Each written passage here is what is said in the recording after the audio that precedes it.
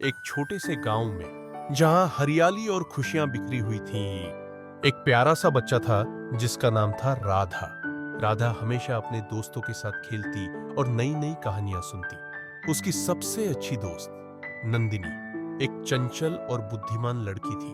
दोनों मिलकर हर दिन नई रोमांचक खोजों पर निकलती थी। एक दिन राधा और नंदिनी ने गांव के पास के जंगल में जाने का फैसला किया। वहां एक पुराना पेड़ था जिसे गांव वाले मार जादुई पेड़मूस कहते थे। कहा जाता था कि इस पेड़ के नीचे एक रहस्यमय खजाना छिपा है।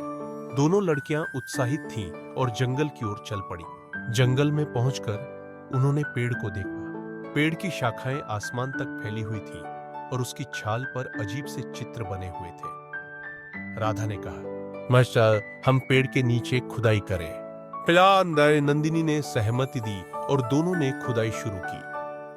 थोड़ी ही देर में उन्हें एक चमकदार बक्सा मिला। जब उन्होंने बक्सा खोला तो उसमें एक सुनहरी चाबी थी। राधा ने कहा, यह तो किसी दरवाजे की चाबी लगती है। नंदिनी ने कहा, चलो हम इसे ढूंढते हैं। परासनारी दोनों ने गांव के चारों ओर खोजबीन की, लेकिन कोई दरवाजा नहीं मिला। फिर अचानक नंदिनी को याद आया कि गांव के पुराने मंदिर में दरवाजा है। दोनों वहां गईं और चाबी को दरवाजे में डाला। दरवाजा खुला और अंदर एक चमकदार दुनिया थी, जहां रंग बिरंगे फूल खिल रहे थे और पक्षी गा रहे थे। वहां एक प्यारी सी परी थी जिसका नाम था लिली।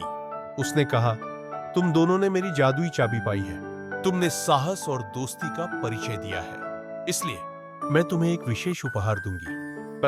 लिली ने उन्हें एक जादुई पंख दिया जिससे वे उड़ सकते थे। राधा और नंदिनी ने खुशी खुशी पंखों का उपयोग किया और आसमान में उड़ने लगे।